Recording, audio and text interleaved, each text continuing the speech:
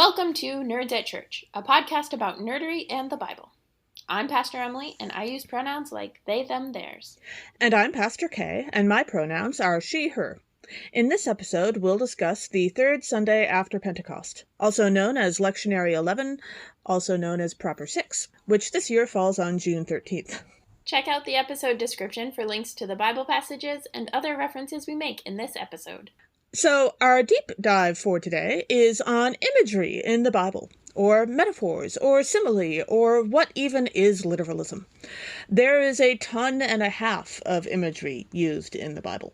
And one of the things that I always like to point out whenever we're talking about biblical imagery is the reality of biblical literalism and the impossibility, actually, of true biblical literalism. So we probably all know people who say that they take the Bible literally. Literally? Literally. So, in kind of a flashback to Holy Trinity Sunday, we heard Nicodemus taking Jesus' words about being born from above literally. His response was, "How can I climb back into the womb to be born again?" Ouch. Right? That sounds really, really painful. But also, he was taking Jesus' words literally, at face value, no metaphors, no imagery, no simile, literally interpreting Jesus' words. And that's not how Jesus intended them. The Bible itself, similarly, is not intended to be taken literally. It is not supposed to be a historical account. It is not supposed to be a literal truth. If it were literally true, Nicodemus would have been right. I don't want to think about that. And Jesus would be a shepherd, not a carpenter, and we would literally be sheep. And I don't know about you, but I do not provide my own wool. So, for those who have perhaps forgotten their middle school English class, a simile is when you say that one thing is like another thing. Like in our gospel reading for today, when Jesus says, "With what can we compare the reign of God, or what parable will we use for it?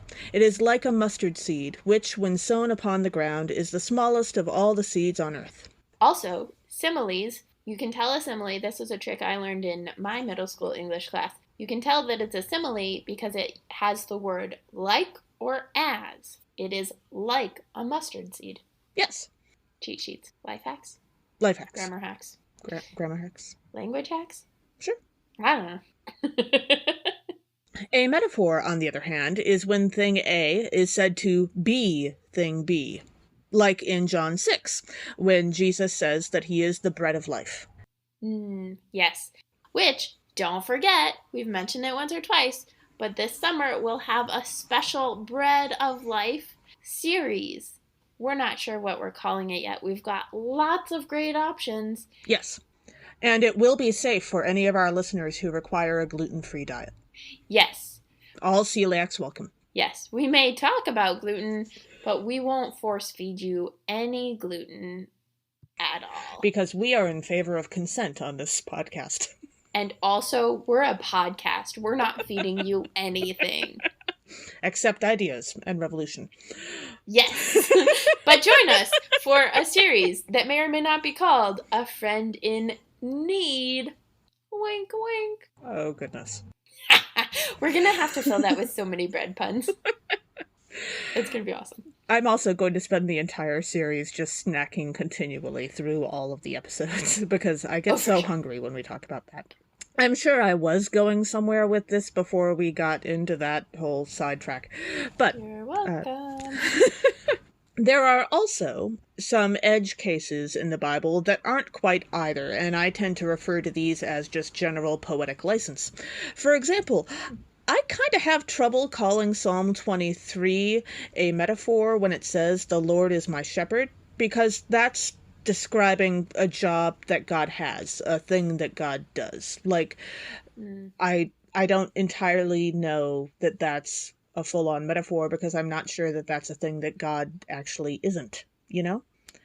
I mean, I kind of think of it as a metaphor, but I could see how... It's a little metaphorical, but it's not like describing God as a shepherd which is a job that a person can have, and God is technically a person. Again, remember our Holy Trinity episode where we talk about that. As opposed to, say, calling God a mama bear, which happens somewhere in the Hebrew scriptures. And God is a mama bear. That is totally true. But also, God is probably not a bear. Which reminds me of a Calvin and Hobbes cartoon strip where Calvin objects to whatever it is that his mother has cooked for dinner that night by screaming, "What if we get up to heaven and find out God is a giant chicken, huh? What then?" However, I suppose that we can actually also accuse Psalm 23 of the ancient Christian heresy of modalism, because describing God by what God does not fully describe the differences of the persons of the Trinity. So, it's a good thing that Psalm 23 isn't actually describing the Trinity. Yes, very true. Yes, describing the things God does is fine. It's just when that becomes the Trinitarian thing that then we call it modalism, and many people call it heresy, and other people call it diversity in theology. Sure. I think the point of modalism is that shouldn't be the only way that you distinguish the persons of the Trinity. Like, that's actually the root of what's the problem with it. Really, any way that we describe the three persons of the Trinity shouldn't be the only way. Yes. But we're wandering into a previous deep dive instead of sticking with this one. Although, goodness knows, trying to explain the Trinity, you've got to use a lot of poetic language for that, because let me tell you, the literal language isn't going to work. So. And we'll include a link in our episode description so you can go back and refresh your memory of Holy Trinity Sunday. Or if you just want to tie your brain in a knot, which is pretty much what that does for me. God, or what God does, is not the only place where similes and metaphors are used in the Bible, of course. In our reading from Ezekiel today, Judah's royal family is described as a cedar tree, as a metaphor. Probably, the family wasn't actually a bunch of ants. I don't know. I would like to meet a family of ants. I mean, that would explain why so many people were so terrified of David, I guess. Like, that would be fair, but also... God is the creator, so Jesus being an ant really keeps, gardener. Mary thought Jesus was a gardener, so... True. The ants are like the gardeners of the trees. However, everyone did seem to be very surprised when David danced down the street while being mostly naked, and I don't remember the ants wearing a lot of clothes, so that would possibly argue against it. We'll see. Maybe he was just, cleaned off the moss. True. Very possible. Shed his leaves for the fall. Right. That makes perfect sense. Speaking of finding entirely new heresies that no one has ever tried before. Yay! Also, in Song of Songs, there are several parts which describe the author's lover as like a gazelle or a sheep or a variety of other options, not all of which are actually animals, come to think of it, but probably not, people. So, one of my favorite uses of imagery in the Bible is when God is described as like a mother hen in Matthew 23 or in Luke 13. I love that one too. I do love that one, and it is very sweet, and I have to tell you that my association mentally with it is not entirely sweet, because it also reminds me of a family story where an uncle of mine got what was coming to him when he bothered a hen. Don't mess with hens. They are impressively scary and will try to kill you if necessary, even if they do seem silly or mostly harmless in general. Do you have a favorite use of imagery from the Bible, Emily? Why, yes, I do. I have many, but one of the ones that I love to go back to is from John chapter 1, when we meet Jesus as the Word made flesh. Yes. So the word, or logos in Greek, connects with, not only is the imagery of Jesus as the spoken word, but also connects with the Hebrew Sophia, which is wisdom, woman wisdom, who we get a lot of in Proverbs in particular. And so that sort of imagery and the gender bendiness of the imagery always makes me really excited. And then we get that the word comes and dwells among us, or as it is also frequently interpreted from the Greek, that the word pitches a tent among us. And I love that imagery. Yes. On a number of levels, some of which are appropriate for children and some of which are not. And Actually, if we're going to make a nerdy reference in regards to Jesus as the incarnate word, I think the book The Phantom Tollbooth comes to mind, which has many incarnate words and phrases in it because they all sort of come to life in interesting ways. Or the movies Jumanji. Ooh, yeah. You just have to say Jumanji 3 times, and there you go. Or That's where you Beetlejuice, are. for that matter. Ooh, yeah. And the other thing that our discussion of poetic language in the Bible reminds me of today is a comment from one of the Anne of Green Gables books. And I have to say, I don't entirely remember which one, but it's definitely one of the later ones because she's talking to her 7-year-old semi-adopted brother, Davy, and he doesn't show up for quite a while. He is not in the series. The TV series that was on Netflix for a while, Anne with an E. I do like that show. I'm actually talking about the original books by Ellen Montgomery. I know. But Davy just wasn't in the TV series, and I never read the books. well, that was wrong of them. And I hope you get around to them because I do like them. But there is this lovely conversation that she has with Davy. In the 1800s, there was a whole argument about whether or not Christians were allowed to read fiction because fiction was understood to essentially be lying. And lying is wrong, right? Fiction never actually happened, so is it a lie? And it's sort of danced around in the books, I think, partly because the author did not really want to get into it with her readers. And, she was writing fiction.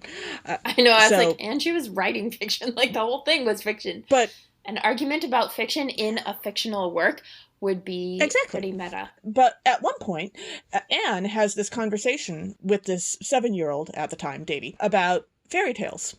And when she says it, she's including stories like Hans Christian Andersen or the Brothers Grimm or anything like that, not just ones strictly about the semi-magical world in the Celtic or British tradition, but like any kind of fairy tale. The thing about fairy tales is that they may not have literally happened, but they do contain truth. They always contain some sort of message that is applicable to real life, and generally, stuff works that way. Moral is not quite the word I want to use for it because it's not usually a you should do this or something bad will happen or you're a horrible person, that kind of thing. It's more along the lines of if you are kind to strangers, that will probably in the end work out well for you. That sort of thing. And so they contain a lot of truth. And so she has this surprisingly nuanced conversation with a 7-year-old about what does truth really mean. And I've always liked that conversation. Nice. So just because the Bible does not 100% only describe things that literally happened or are literally true, doesn't mean that the Bible itself isn't true. Frequently, the deeper truths are not the ones that are literally or factually true. Yes, and if we try to reduce it to that, we lose a lot. So don't get lost. Have a poetic imagination. Yes! As we dive into our readings for this episode, our first reading is from Ezekiel chapter 17, verses 22 through 24. God declares the creation of a new sprig from a cedar tree, the symbol of Judah's royal family. This new tree will welcome all kinds of birds to its branches, symbolizing the new member of that family that will rule over all creation. So a theme that is evident in this passage is the theme of new growth, right? God is talking about the new growth of the sprig from a cedar tree and the new growth in the royal family of Judah. But it also reminded me of the end of Battlestar Galactica when finally the humans and Cylons together find not Earth, but another place that they call Earth, with people without very much technology who are just starting to be using tools more and to be more verbal with each other. And it is this new opportunity not only for the community that is already on this planet, but also these humans and Cylons who are moving to this planet to try again, to try to be and do better, and to grow as communities and as a society into new ways of being, which is kind of a beautiful thing. And there's like the final scenes of them in like grasslands and beautiful places. Awesome.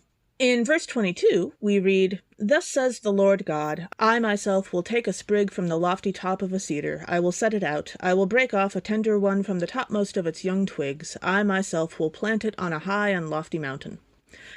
So, I've recently been working my way through the October Day books by Seanan McGuire, and the audiobooks are fantastic, by the way.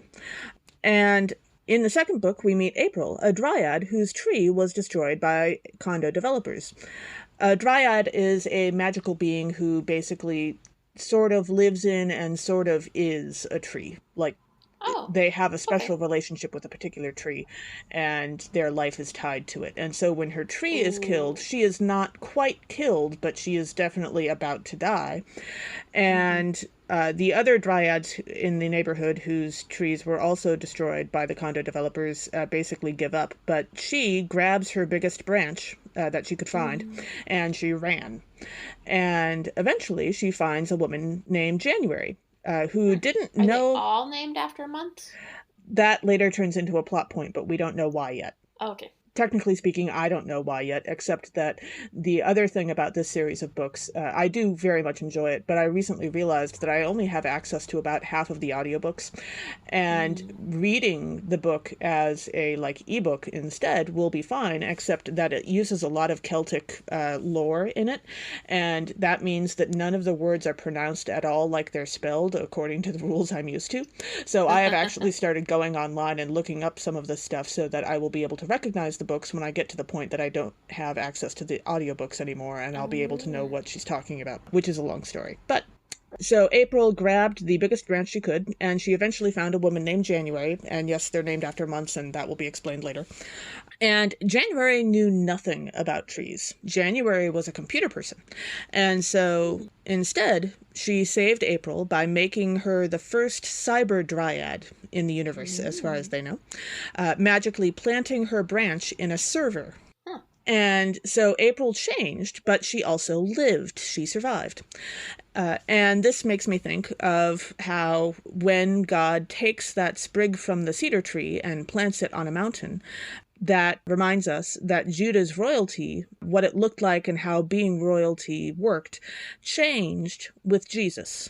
Just like how, of course, a tree is going to change if you move it from sea level to a mountaintop. Right. Also, Ezekiel was not talking about Jesus. No. Ezekiel was talking about just the future of Judah's royal family, which also changes. Yes. Right? Significantly. As Christians, we understand it changing particularly with Jesus. But every new generation changes. You can look at, Prince Harry and Princess Meghan. Yes. Duke and Duchess, whoever they are. They're not royal anymore, but they are royal. I don't know. They're changing from the generation before that. So absolutely. All the changes. In verse 23 in the first half, God says, "On the mountain height of Israel, I will plant it, the sprig of cedar." And first of all, as a Coloradan who grew up in the mountains, there is such a thing as above tree line. Yes. So presumably, in this case, God is talking about some smaller mountains that don't have a tree line yet, because if God planted a sprig of cedar above tree line, that sprig of cedar is not actually going to grow. Except that this is God. And if God wants it to grow, then I think it can grow. Okay, except that God has created rules, like, science, that govern the universe, and God tends to follow God's own rules. Except for when God doesn't. Like, for example, the resurrection. And possibly Jericho. Okay, yes, but we're not actually clear on Jericho. And making a sprig of cedar grow on top of a mountaintop does not seem like the kind of cosmic thing that God actually would, break the rules for. Just saying, don't go trying this thinking it's going to work. Jesus cursed a fig tree. So, maybe God planted the cedar tree and made it live in advance because God knew that Jesus would eventually kill another tree to sort of even things out. That is not how it works. And also, this is not literal. God is not actually planting a sprig of cedar on a mountain. God is metaphorically planting a sprig of cedar on a mountain. Were you there for the deep dive? I'm pretty sure you're the one that talked about this, Kay. I wish that I could share the look on Emily's face right now with you all, but it is priceless. So, I am sure that it is. Yes. Anyway, don't grow mountains don't grow mountains above tree line. Don't try and grow trees above mountain lines. Don't try to grow trees on mountains above tree line. But what this actually made me think of in the having the top of a tree, the top of a mountain, and I actually pictured a stump of a tree because I was Sure. in my head I was connecting it with the stump of Jesse.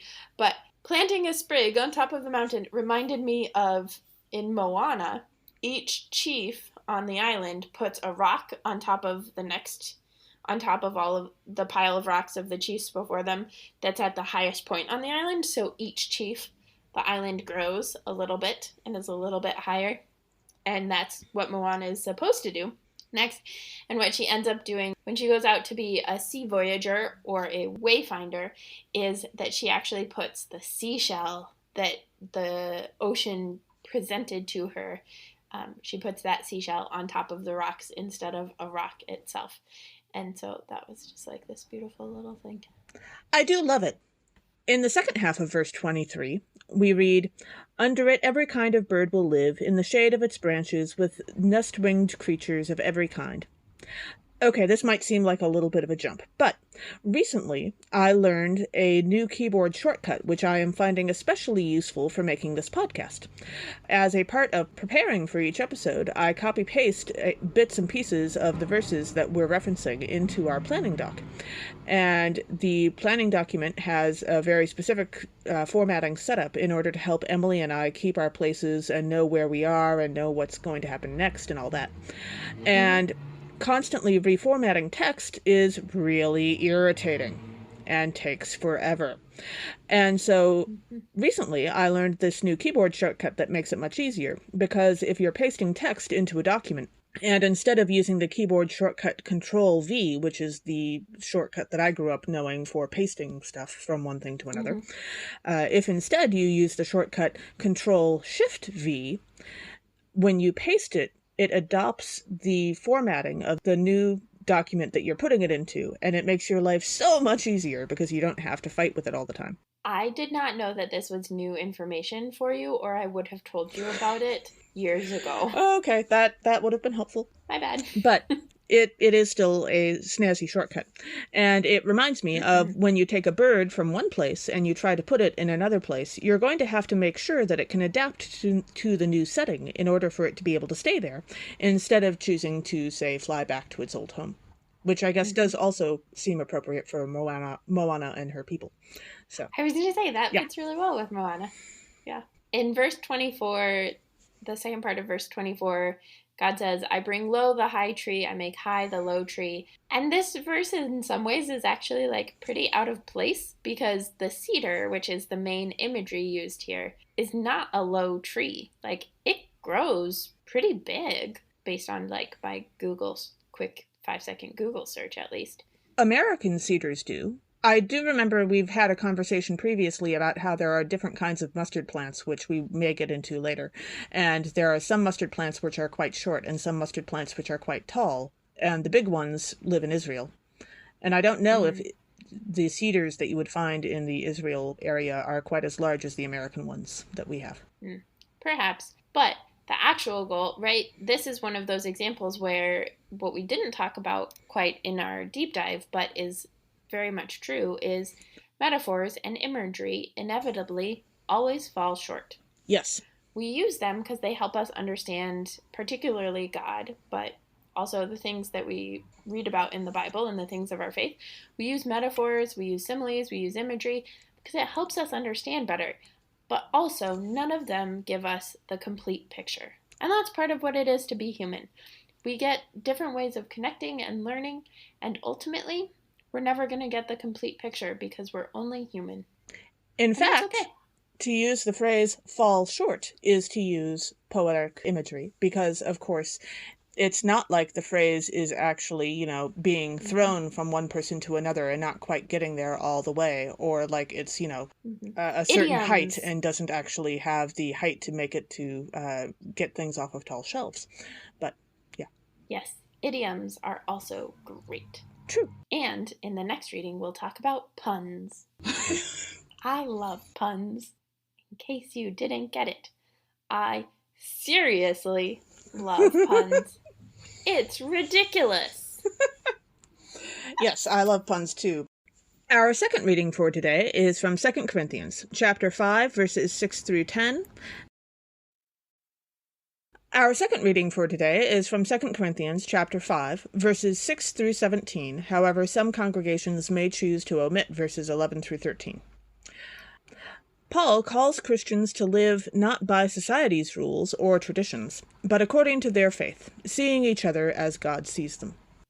So, one of the themes for this passage is transformations. Ha! Get it? Transformation.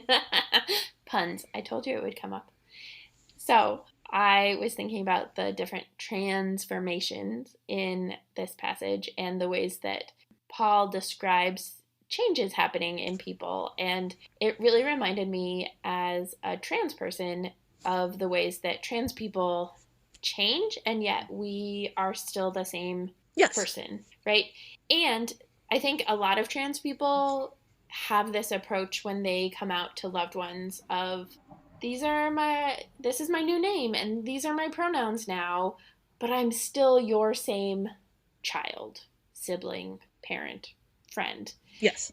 And I think there are ways that that's helpful and there are ways that that's harmful, right? There is a difference. Like when trans people come out and we want different pronouns or a different name or whatever the case may be, it's because there is a difference that maybe has been inside us the whole time and we just haven't been able to express it, but there is a difference and people need to know and respect and honor that difference. Yes. But it is one of those kind of a chicken or the egg things of, is it we as trans people who change and then become trans when we come out, or is it how others around us perceive us that is actually the thing that changes or transforms? And I think that Paul also, there's a little bit of hinting at this in this passage of, Paul definitely talks about God transforming humans, but there's also this question of, or is God doing the internal work and it's the way that others recognize or perceive us that changes? Yeah. So good. I think the closest to that I've ever personally experienced is when I learned that I had ADHD and I started telling other people that. And it changed their perception of me, but it also changed their perception of my past. Because I've always had ADHD. It's just I didn't used to know that, and neither did everyone else. And so suddenly a lot of things made sense. Yeah, it's like, oh. But I didn't change. It's just that, my understanding of myself and their understanding of me changed. Yeah, I've always had certain mannerisms and proclivities and liked particular things. Sure. But I didn't have language for it. Right. And so it wasn't until a few years ago that I started identifying as non-binary and agender and trans. And actually, my understanding of myself as demisexual, pretty much the exact same thing happened. So. Yep. Yeah. In verse 6, we read, "So we are always confident, even though we know that while we are at home in the body, we are away from God." This kind of duality and somewhat false binary reminded me of some of the Doctor Who aliens. So there are a variety of different aliens throughout Doctor who make their homes in human bodies. So the Carrionites from the Shakespeare episode are one of them that look human, and then the reality is that they actually aren't. The Saturnins, which is in the vampire episode, so they appear to be vampires because they have this thing that creates a different image for people. And then the Tenza, which is from the Dollhouse episode with the kid who had the nightmares. And so it's just these different characters that at the beginning of the movie are at home in bodies, but are actually not at home in bodies. That's actually being away from who they actually are. Yeah. Or the people from Raxacoricophalopatorius, the lizard people with the skins, the people skins. Oh yeah, in the end of the universe. That's the one I was trying to think of, and I couldn't remember who they were, and they didn't come up in a Google search. I'm just really impressed that I managed to pronounce Raxacoricophalopatorius correctly without having, seen that episode in a couple of years. But. Yeah, and on your first try. Yep. And on your second try. Very impressive. That was the ones that I was most thinking of, though, because I was like, and then they just like zip off the skins and they're at home in their own bodies instead of being away in human bodies. Exactly. Mm-hmm. In verse 10, we read, "For all of us must appear before the judgment seat of Christ, so that each may receive recompense for what has been done in the body, whether good or evil." Now, I would say that Paul is not actually trying to delete grace from the universe here. This time, I'm not saying he never tries to do that, but if you're going to receive grace, doesn't it make sense for you to know what you're receiving grace for? Like, can you really be healed of the harm that you've done if you don't know what harm you have done? I'm not entirely sure that would work out well. So we're informed of the consequences of what we've done, as the verse says, and then grace. Yay. So is this the, first use of the law or the second use of the law? I did not do that much prep for this episode. I don't know that it's so much about the use of the law as it is, can you fix something if you don't know what's broken? Can you be fixed of something if you don't know what's broken? I think that's the second use of the law, to say, to make us realize what we've done wrong. The first use is to make us not do bad things. Second use is to help us realize what we've done wrong so that we can repent and appreciate the grace that God gives us that much more. Yeah. Yeah, because if you, somehow hurt your friend and you apologize for it, but you don't really know what it was that hurt them about what you did, you're very likely going to do it again. Now, if we're talking about the judgment seat of Christ at the end of all things after all of our lives are over, that's probably not going to be a problem. At least one would hope. But still, can you really fix something if you don't know what's actually wrong? Mm-hmm. And shout out to Pace Warfield May, who is a guest with Joe and is co-host of the Horror Nerds at Church podcast, for teaching me about Luther's uses of the law better than any of my seminary professors. Shh, don't tell Dr. Hendel. I did not have Dr. Hendel, for what that's worth. So I know, because we went to different seminaries. Yes. Which is probably for the best. This is unlike in The Good Place, where once you're dead, your quote-unquote score for the good and bad that you've done is set, and you can't change it, and you're basically stuck with whatever your fate is. Which is really unfortunate. Yeah, and, doesn't work out well for a bunch of people, and... In verse 11, we read, "Therefore, knowing the fear of God, we try to persuade others."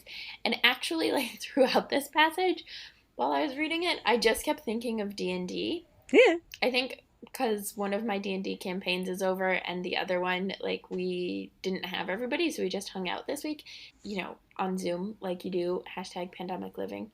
Sure. And so then I kept picturing it as okay, and then we roll a persuasion check and add this and bardic inspiration and roll with advantage, or the dexterity checks for walking by faith and not by sight and stuff. So now I'm just gonna D&D the whole Bible, which I actually want to run a campaign based on biblical things anyway, but yeah.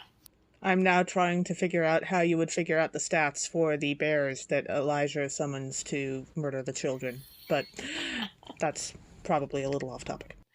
That's fantastic. And then, in the first half of verse 16, we read, "From now on, therefore, we regard no one from a human point of view."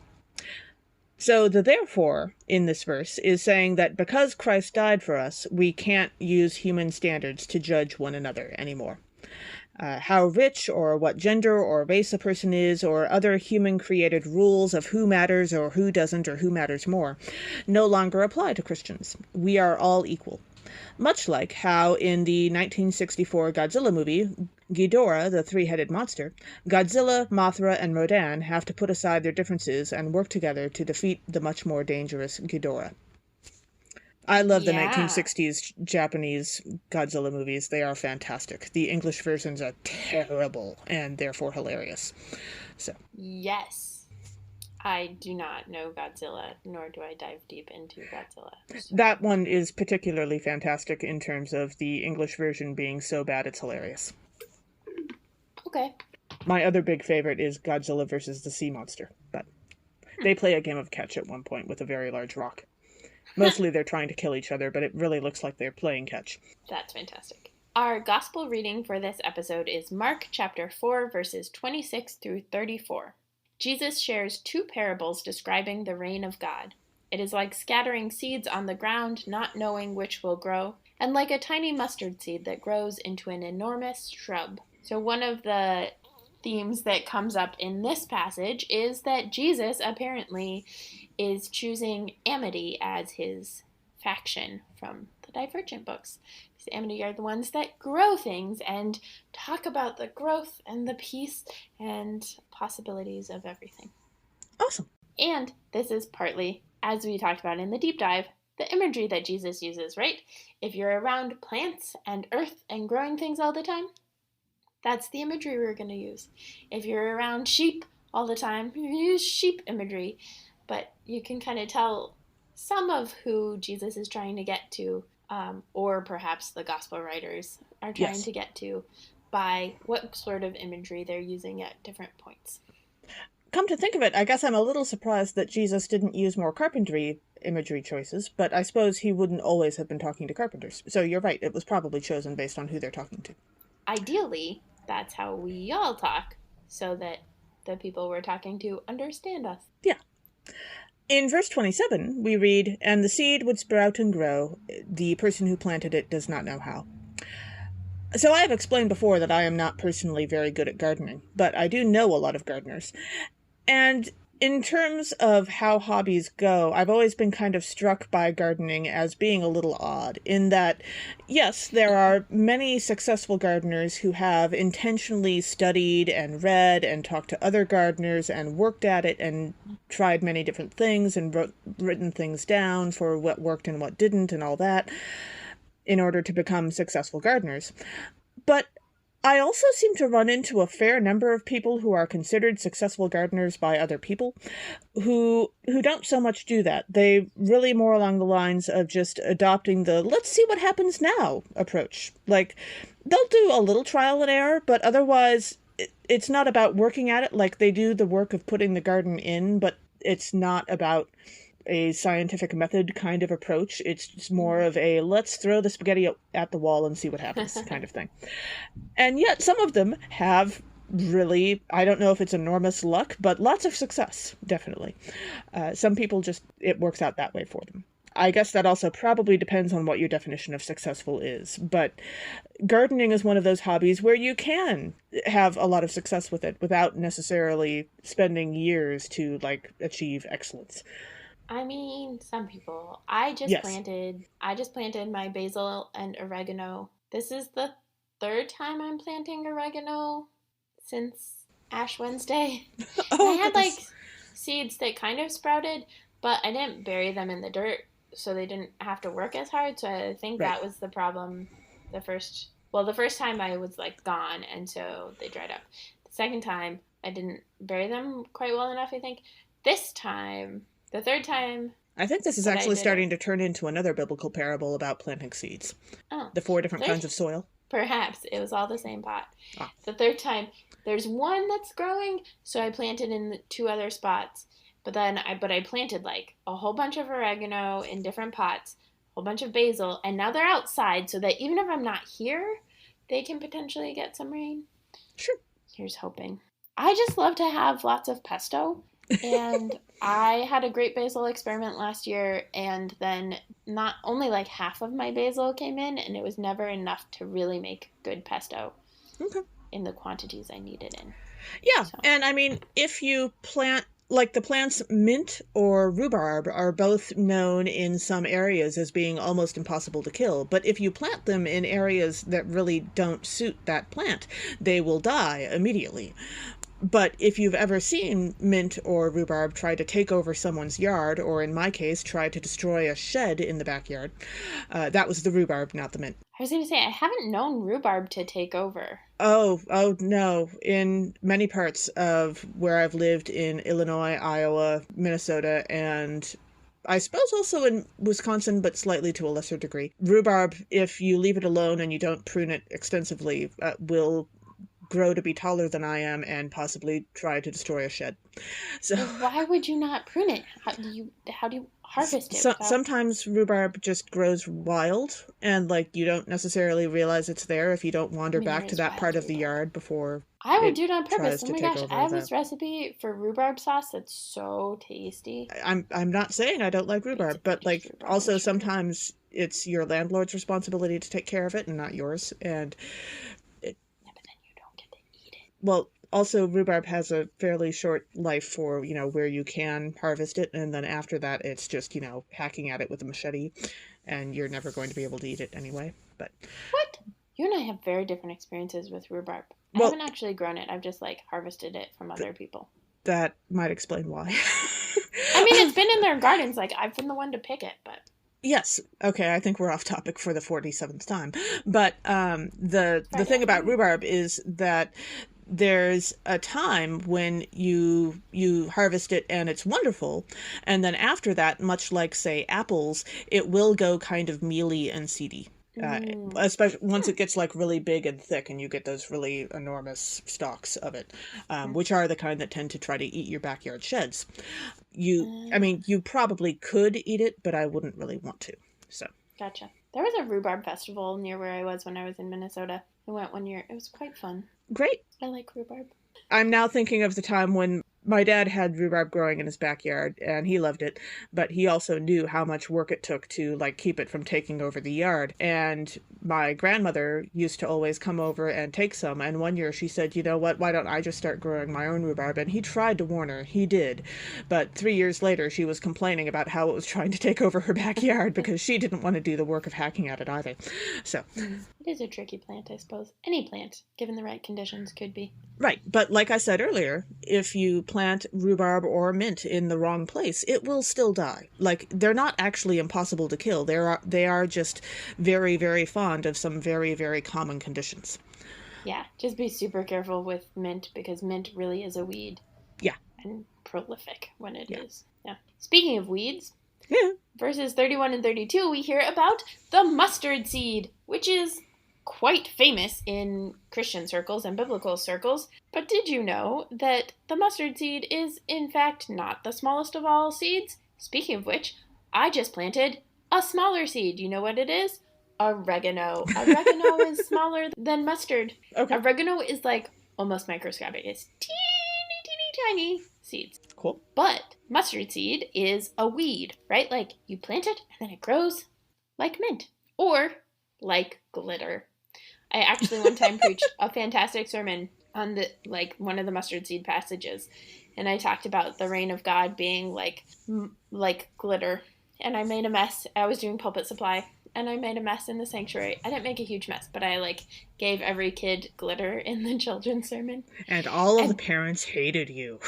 actually, no, they Okay. loved it, and like I had people like a year later who came up to me and were like, "You did that glitter sermon," and they loved it, and they like would occasionally glimpse glitter, and then glitter becomes a reminder of the reign of God, that it gets out of your control real fast, Excellent. because in fact you cannot control God. Yeah. Thank goodness. Mm-hmm. In verse 32, we read, "Yet when it is sown, it grows up and becomes the greatest of all shrubs." So, mustard is a shrubbery. So, does that mean that if you were challenged by, say, the Knights of Ni, you could provide a mustard plant and they would be satisfied? I Because was it would be a wondering about shrubbery. that actually too. I think so. Monty Python is part of a steady diet, people. Absolutely. Mm-hmm.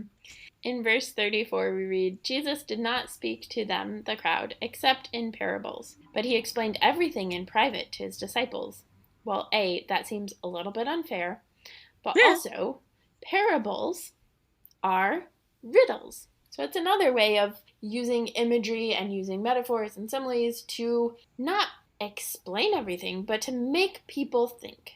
Parables are supposed to be tricky, are supposed to be riddles, are supposed to make us think. They're not supposed to they don't have clear answers. But so that was reminding me of course, the Riddler in Batman, but also Sure. in The Hobbit between Bilbo and Gollum, when Bilbo finds the ring Yes. and is going through a test of riddles with Gollum to see if he gets away free. And he does. He wins the riddle test because Gollum doesn't guess that the ring is in his pocket. Yeah.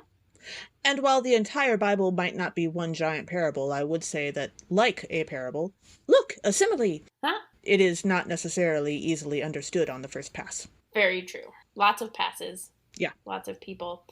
And it's understood better with more people and more brains. That's part of the gift of diversity. The more brains we have and the more people who think in a variety of ways and have a variety of different life experiences, the more likely we are to come up with brilliant answers and ideas. Absolutely. Thanks for joining us. Catch us next time when we'll discuss the nerdery connections to the scripture readings for the fourth Sunday after Pentecost. This podcast has been produced by us, Kay Rohloff and Emily Ewing. For more fun, check us out on Twitter and Facebook at NERDSATCHURCH, or contact us at nerdsatchurch@gmail.com. Also, if you like what you've heard, rate us or leave us a review on Apple Podcasts, Facebook, or wherever you catch your podcasts. If you want access to our full guest episodes and interviews, support us on Patreon at patreon.com/nerdsatchurch. We hope Patreon can help us get our episodes transcribed for those who need or prefer that. Though if you want to help us with transcripts, let us know via email or social media. As the ancient Christian said, Pax vobiscum.